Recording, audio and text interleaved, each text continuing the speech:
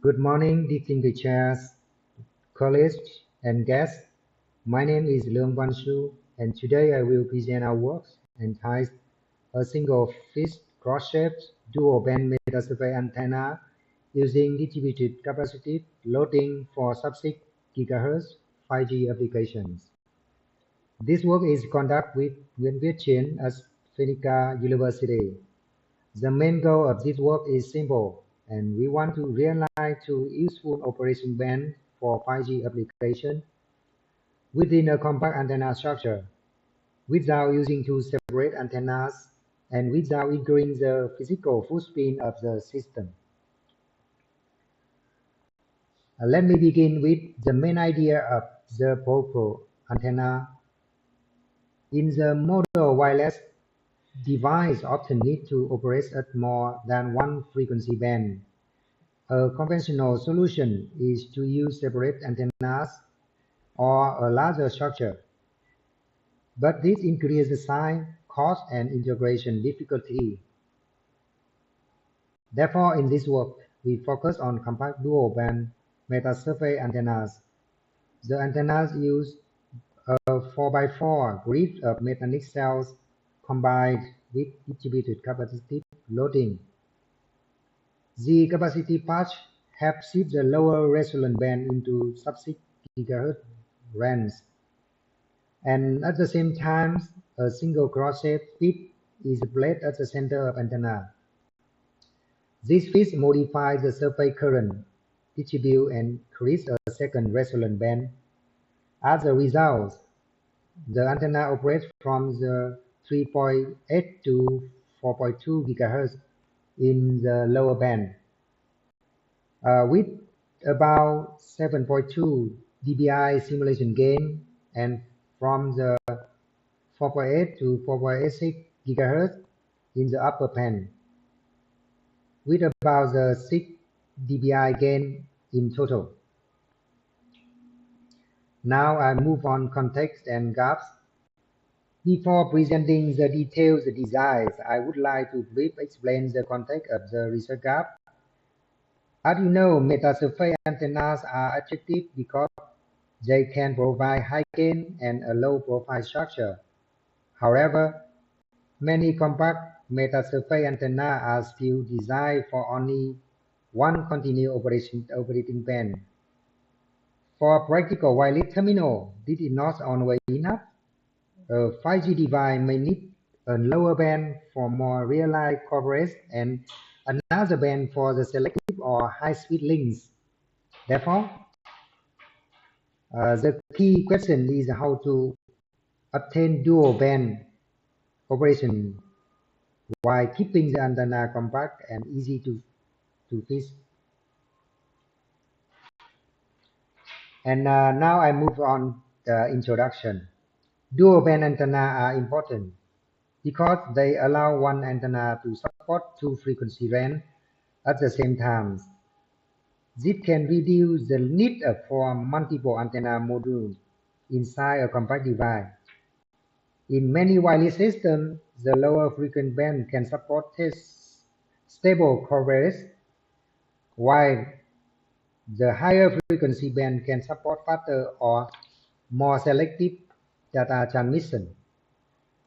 Traditional microstrip pass antennas are simple, low cost, and easy to fabricate, but they normally operate around the one main resonance. To obtain more bands, designers often introduce nodes, modified ground plane, or multiple patch. The methods are useful, but they may also complicate and for structure.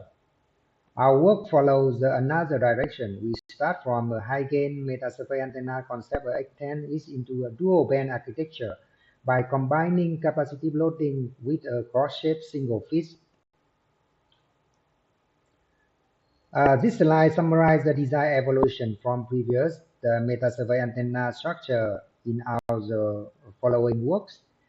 And the base model is a simple 4-cell metasurface antenna, and it operates around 5 to 5.3 GHz and provide a gain of about 6.5 to 7 dBi. However, its bandwidth is quite narrow. The second design, we call the antenna number 2, extend the aperture by using a non-uniform metasurface layout. This creates additional resonant modes and increase the bandwidth to around 4.9 to 5.8 gigahertz, and it also provides the gain about 8 to 9.8 dBi. And the third design introduced distributed capacitive loading by placing an additional loading layer over the gap between the metasurface and element. The equivalent capacitance increase. This reduces the resonant frequency without increasing the antenna size.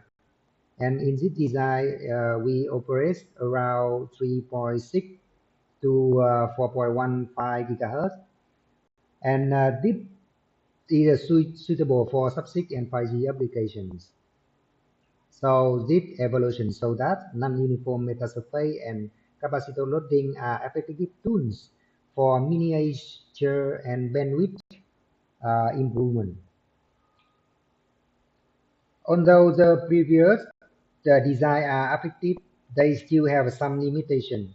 First, they mainly operate within the one continuous frequency band, and this means they cannot directly support two independent wireless channels or two different communication functions.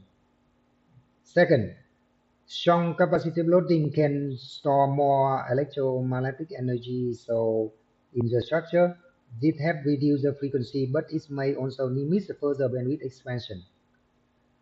And third, if we want to separate band using conventional methods, we may need to add another antenna or another fixed network.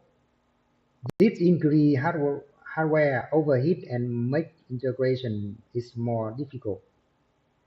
The limitation motivates the proper design, a single-fit dual-band metasurface antenna in this work that keeps the compact structure but as the second useful operating bands.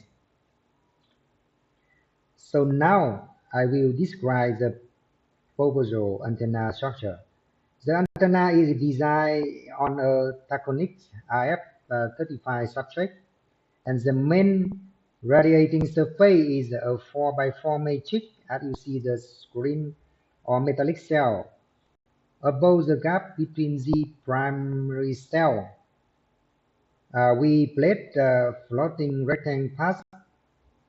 The path works at distributive capacitive loads, and simple term, they increase the load capacitance between adjacent conductive regions.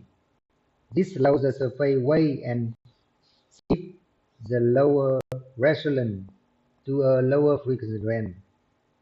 The most important new part is the central located cross-shape fit, and instead exciting the metasurface with a simple fit, as you can see in the cross-shape, injects energy in the control but asymmetric way. It changes the current path on the surface and produce a narrow resonance at a high frequency. So therefore, the lower band is mainly supported by the capacitor loading, while the upper band is induced by the cross-shape fitting configuration. So both mechanisms are integrated into one compact antenna. This slide shows the simulation reflection coefficient or S11. The standard criterion for effective operation is S11 below minus 10 dB. This means that most input power is accepted by antenna instead of being reflected back to the source. The proposed antenna clearly shows the two operating band region. This first region is lower band from the 3.8 to 4.2 gigahertz, and it have a bandwidth about 400 megahertz, which is the best burst enough for the many sub-6 gigahertz application. And you see in the second region is the upper band from 4.8 to 4.86 gigahertz. This band is narrower, around 60 megahertz, but its impedance matching is very strong. The minimum return slot is around minus 28 dB near 4.81 gigahertz. that confirm that the processor structure does not simply widen one band. Instead, it creates two separate aberration bands within the same antenna footprint. So in the result and radiation and gain, next we extend the radiation and gain performance. At the lower band around 3.8 GHz, the antenna achieve about the 7.2 dBi peak simulation gain. The radiation is mainly direct to work to the both side of direction, which is useful for stable point-to-point of terminal communication link. The co-polarized radiation is strong, while the cross-polarized level is well suppressed. This means the antenna can transmit the desired polarization and limit the unwanted radiation. At the upper band, around the 4.8 GHz, the antenna is already in the forward direction and reach about the 6 dBi gain. Although the gain is lower than in the lower band, it means useful and stable. To conclude, this work presents a compact dual band metasurface antenna for sub-6 5G application. And the main contribution is combined with deep distributed capacitive loading and single cross shape. The capacitive loading shift from lower resonance to the desired 3.8 to 4.2 GHz band, while the cross shape feeds creates a second band around the 4.8 to 4.86 GHz. The antenna achieves good simulation gain in both bands and maintain directional radiation with lower cross polarization compared with the conventional solution using two separate antennas. The proper design is more compact and more integration. And in future work, the next step is to invest and require configuration tuning. For example, we add a varactor diode or other active element may be added to the capacitive path, allowing the operating band to be adjusted dynamically according to the system requirement.